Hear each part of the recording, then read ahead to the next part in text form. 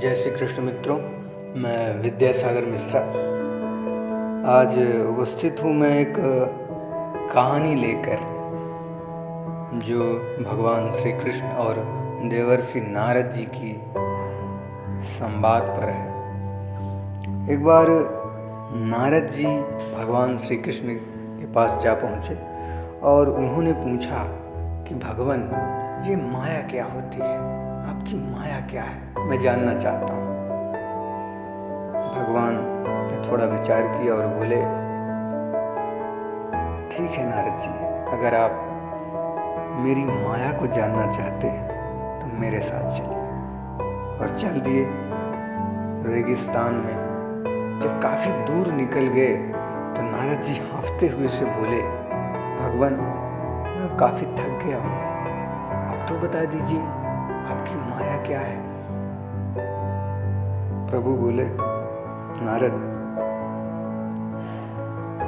अगर तुम्हें अपने प्रश्नों के उत्तर चाहिए तो इस रेगिस्तान में, इस मरुभूमि में, क्योंकि मुझे प्यास लगी है, तो तुम मुझे पानी पिला दो और मैं तुम्हारे प्रश्नों के उत्तर दे दूंगा। नारद जी ने सोचा, इतने बड़े मरुस्थल में मैं कहाँ पानी ढूंढूंगा? भगवान ने अच्छा फंसाया। फिर भी मुझे अपने प्रश्नों के उत्तर तो चाहिए। चल दिए। जाते जाते उन्होंने देखा कि कुछ दूर में कुछ युवतियाँ एक कूप में, एक कुएं में जल भर रही हैं। भागते हुए से नारद जी गए और उनसे आग्रह किया कि हे कन्याओं, मुझे थोड़ा सा जल पिला दो। अब उनमें से एक ने, जो कि राजकन्या थी, उसने उनको जल पिलाना शुरू किया। अब जल पीते पीते ही उनके मन को उसने मोह लिया। वो उसके प्रति आकर्षित हो गए और पानी तो पी लिए, लेकिन प्रभु को दिया हुआ वचन भूल वो उन कन्याओं के पीछे पीछे चल दिए। जाते जाते उनके महल में जा पहुँचे और महल में देवर्षि नारद को आया देख, जो वहाँ के राजा थे, उन्होंने उनकी बड़ी आवभगत और स्वागत सत्कार किया। नारद जी बड़े प्रसन्न हुए। नारद जी का स्वागत सत्कार करने के पश्चात राजा ने उनसे वहाँ आने का उद्देश्य पूछा। तब नारद जी ने राजकुमारी से विवाह का प्रस्ताव रखा, जिससे राजा ने सुन के विचार किया, ये तो बड़ी खुशी की बात है, लेकिन नारद जी एक जगह पर रुकते नहीं हैं। तो उन्होंने यही शर्त रखी कि देवर्षि नारद जी, अगर आप विवाह के उपरांत इसी महल में रहना स्वीकार करें तो मैं अपनी पुत्री का विवाह आपसे कर सकता हूँ। इसे नारद जी ने सहर्ष से ही स्वीकार कर लिया और विवाह संपन्न हो गया। कुछ दिन बाद राजा की मृत्यु हो जाती है। अब क्योंकि राजा की कोई संतान नहीं थी, एक पुत्री ही थी, जिससे नारद जी का राज्याभिषेक कर दिया जाता है। अब कल तक जो पहले जो सन्यासी हुआ करते थे, अब वो गृहस्थ बने, अब राजा बन गए हैं। और कुछ दिन पश्चात कुछ बाल गोपाल भी उनके हो जाते हैं।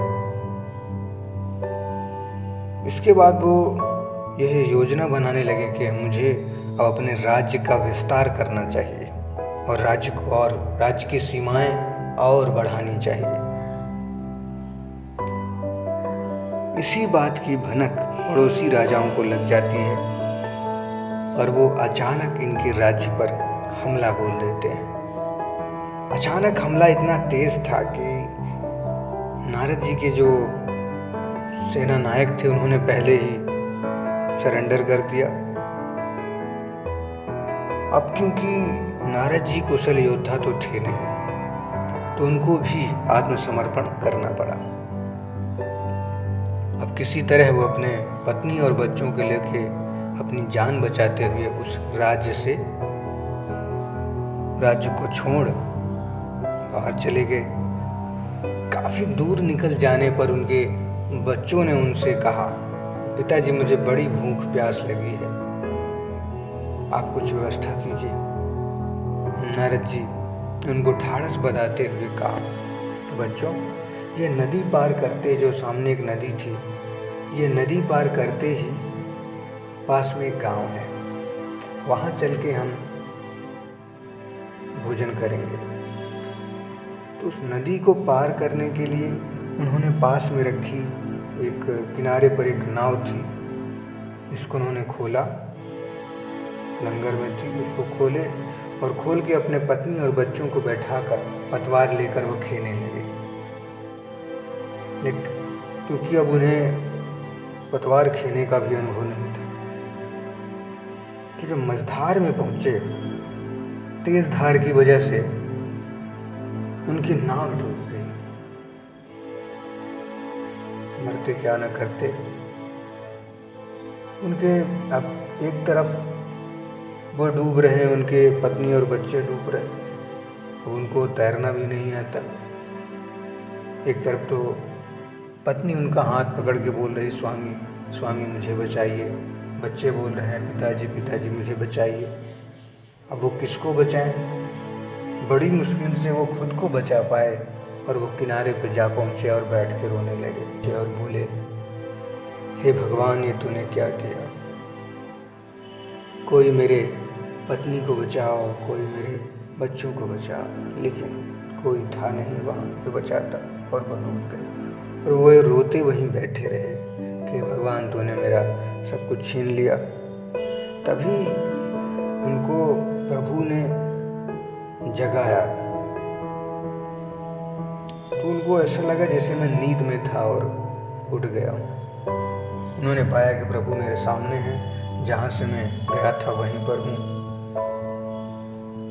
और प्रभु ने कहा, नारद, क्या तुम्हें समझ में आ गई मेरी माया क्या है? नारद जी ने हाथ जोड़े, प्रभु के प्रणाम किया, बोले, धन्य हो प्रभु और धन्य है आपकी माया, मुझे सब कुछ समझ में आ गया। तो यही होती है माया, इसमें सारा संसार विचरण करता है और पता भी नहीं चलता। संत अक्सर कहते हैं कि जीव धरती पर जन्म लेने से पहले भगवान से ये वचन देकर आता है।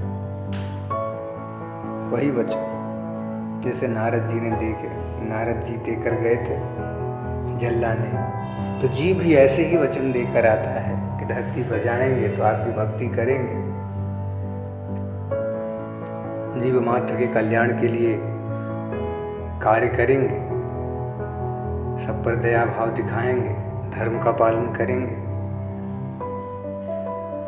लेकिन होता क्या है, जब जीव धरती पर आता है तो उसे कुछ समझ में नहीं आता। वो माया के चक्कर में, माया में ऐसा फंस जाता है, ऐसा उलझ जाता है कि पूरा जीवन ही उसी में निकल जाता है। और जब तक समझ में आता है तब तक बहुत देर से हो चुकी होती है। इसलिए ऐसा संतों का मत है कि हमें अपने पुराणों, अपने ग्रंथों, ऐसे भागवत महापुराण है, उनका अध्ययन जरूर करना चाहिए।